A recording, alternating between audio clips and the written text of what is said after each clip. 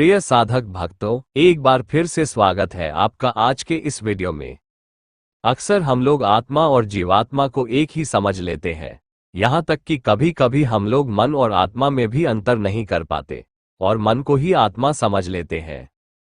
तो प्रिय साधकों, आज हम लोग आत्मा और जीवात्मा के अंतर को समझेंगे। आप लोग वीडियो को पूरा देखें, सुने और समझें। वीडियो को अपना प्यार दिखाते हुए लाइक और शेयर करें तथा चैनल को सब्सक्राइब भी कर लें। प्रिय साधकों, आत्मा और जीवात्मा का संबंध भारतीय दर्शन और अध्यात्म के कई अलग अलग पंथों में हमेशा गहरे विचार विमर्श का विषय रहा है। कई ज्ञानी शास्त्रों को पढ़कर अपनी समझ के अनुसार आत्मा और जीवात्मा के भेद को बताते हैं, लेकिन इस भेद को यथार्थ रूप से वही जाना है जिन्होंने आत्मज्ञान पाया है या अपने अंदर आत्मदेव के दर्शन किए हों। हालांकि इन दोनों शब्दों का उपयोग अक्सर एक दूसरे के पर्याय के रूप में किया जाता है, लेकिन गहराई से देखा जाए तो इनके बीच महत्वपूर्ण अंतर है। विशेष रूप से वेदांत, जैन और सांख्य दर्शन में इन दोनों की अलग अलग अवधारणाओं पर जोर दिया गया है। आत्मा प्रकाश स्वरूप, ज्ञान स्वरूप, शाश्वत, शुद्ध और सर्वव्यापी है, जबकि जीवात्मा वह आत्मा है जो संसार में जन्म मरण के चक्र से बंधी हुई है, कर्मों से उत्पन्न प्रारब्ध के बंधन से बंधी हुई है। जीवात्मा जीव का अपना आपा होता है, जिसमें जीवों के सारे कर्म संचित होते हैं और फिर उन्हीं के अनुसार उनके अगले जन्मों के भाग्य का या प्रारब्ध का निर्माण होता है। जबकि आत्मा प्रकाश स्वरूप, ज्ञान स्वरूप, शाश्वत, शुद्ध और सर्वव्यापी है। यही आत्मा भगवान है और भगवान सभी जीवों के अंदर रहते हुए उन जीवों के सभी कर्मों और प्रारब्धों से अलग रहते हैं और जीवों को उनके स्वभाव और विवेक के अनुसार कर्म करने की शक्ति देते हैं तथा उस पर नजर रखते हैं। हमारे मन में अक्सर यह प्रश्न आता है कि जब सबके अंदर भगवान है तो लोगों को गलत करने से रोकते क्यों नहीं? इसका उत्तर यही है कि ईश्वर आपके हर कर्म में सतत अनुकूल बने रहकर आपको कर्म करने की शक्ति देते हैं तथा जीवों को उनके प्रकृति और स्वभाव के अनुसार कर्म करने की स्वतंत्रता भी देते हैं तथा आपके उन कर्मों पर उनकी पैनी नजर बनी रहती है। इसीलिए कहते हैं कि आप जो कुछ भी कर रहे हैं उन सब कर्मों को भगवान देख रहे हैं। तो आइए पहले हम लोग आत्मा के स्वरूप को जानते हैं।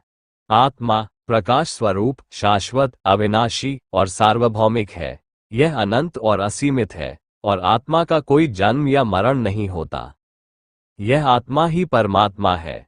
आत्मा में जो गुण होते हैं भगवान में भी वही गुण होते हैं। आत्मा का कोई भौतिक रूप नहीं होता, ये शुद्ध चेतना होता है, इसे नष्ट नहीं किया जा सकता। यह अनादि और अनंत है। आत्मा के गुणों में शुद्धता, अविकारी होना, निरपेक्षता और सार्वभौमिकता शामिल होते हैं। वेदांत दर्शन के अनुसार आत्मा ब्रह्मा यानी कि परमात्मा का अंश है। जैसे अग्नि के एक छोटे से कण में भी अग्नि के गुण होते हैं। अनुकूल वातावरण मिल जाने पर छोटा कण भी विशाल बन जाता है। जैसे अग्नि के ऊपर राख जमा हो जाए तो अग्नि नहीं दिखती है, उसी तरह आत्मा स्वयं ब्रह्म है, लेकिन माया यानी कि अज्ञान के कारण जीवात्मा के रूप में दिखता है। लेकिन जब जीवात्मा के सारे विकार मिट जाते हैं और जीवात्मा कर्म बंधनों से मुक्त हो जाता है तो उसका आत्मा से मिलन होता है और जीवात्मा का अंत होकर आत्मा ही आत्मा रह जाता है। जैसे सभी नदियों या नालों का जल जब समंदर में मिल जाता है तो ये कहना मुश्किल होता है कि यह इस नदी का जल है या वर्षा का है या नाले का है। यह आत्मा सर्वत्र विद्यमान है और इसकी कोई सीमा नहीं है। आत्मा की प्रकृति सत्य, ज्ञान और अनंत आनंद यानी कि सत, चित, आनंद है। आत्मा में सभी संभावनाएं होती है और यह संसार के सभी जीवों में विद्यमान है। वहीं जीवात्मा, जिसे कभी कभी जीव भी कहा जाता है, आत्मा का वह रूप है जो संसार में कर्मों के बंधनों में फंसकर जन्म और मरण के चक्र में उलझा रहता है। जीवात्मा आत्मा की ही वह अवस्था है जब यह माया, अज्ञान और कर्मों के प्रभाव के कारण संसार के सुख दुख, राग द्वेष और जीवन मरण के चक्र में बंध जाती है। जैसे अग्नि के कमजोर होने पर उसके ऊपर राख का परत जमा हो जाता है। इसीलिए कहा जाता है कि आत्मशक्ति को मजबूत बनाए रखना चाहिए। इसके लिए सत्कर्म आत्मा का खुराक होता है। जीवात्मा को भौतिक शरीर के साथ जुड़ा रहता है और इसके कारण ही व्यक्ति या जीव सांसारिक सुख दुख का अनुभव करता है। वेदांत के अनुसार जीवात्मा आत्मा का सीमित रूप है जो शरीर और मन से जुड़कर अहंकार में फंसा होता है। यह माया के प्रभाव में आकर स्वयं को शरीर और मन मानने लगता है। जीवात्मा को कर्मों के अनुसार नए जन्म मिलते हैं और यह जन्म मरण के चक्र में फंसा रहता है जब तक कि यह आत्मा की शुद्ध अवस्था में नहीं पहुंच जाता। इस तथ्य को जन्म और मृत्यु के संदर्भ में देखा जाए तो आत्मा शाश्वत और अविनाशी होती है, इसलिए इसका कोई जन्म या मरण नहीं होता। आत्मा निरपेक्ष रूप से स्थिर और अपरिवर्तनीय होती है। ये किसी भी प्रकार के भौतिक परिवर्तन से मुक्त रहती है।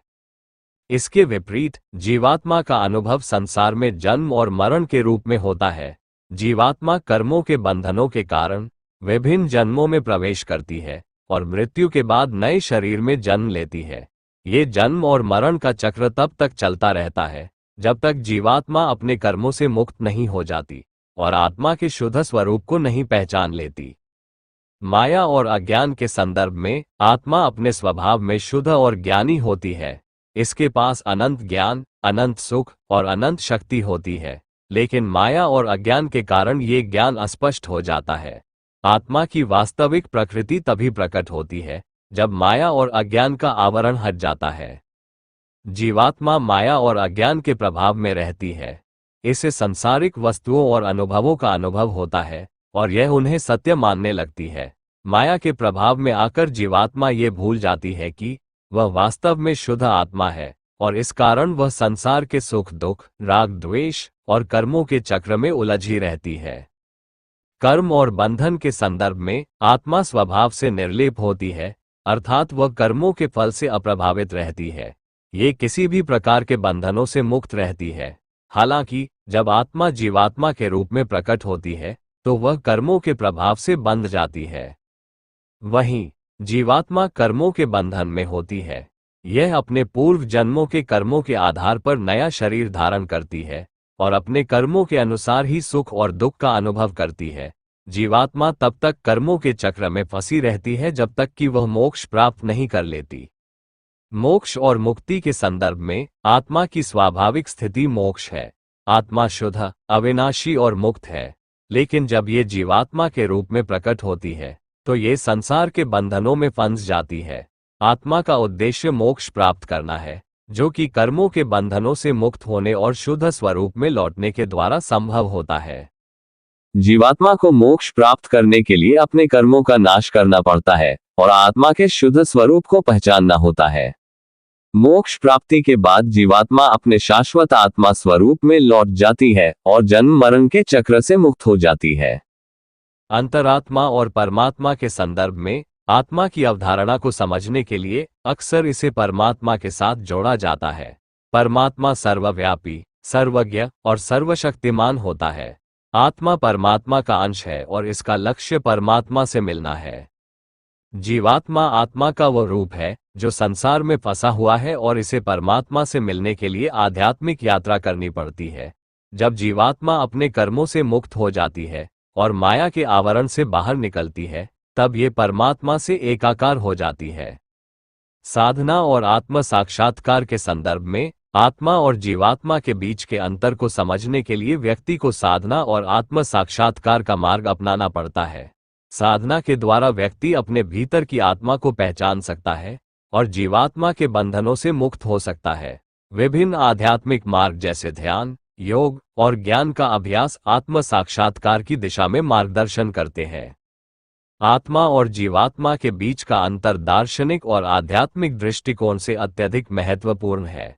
आत्मा शाश्वत, शुद्ध और स्वतंत्र होती है, जबकि जीवात्मा कर्मों, माया और अज्ञान के कारण संसार में बंधी रहती है। आत्मा का अंतिम लक्ष्य मोक्ष प्राप्त करना है, जो कि केवल कर्मों के नाश और अज्ञान के समाप्त होने पर होती है, जो आत्म साक्षात्कार के द्वारा संभव होता है। जब जीवात्मा अपने शुद्ध आत्मा स्वरूप को पहचान लेती है, तब यह मोक्ष की ओर अग्रसर होती है और जन्म मरण के चक्र से मुक्त हो जाती है। धन्यवाद। शुभम अस्तु।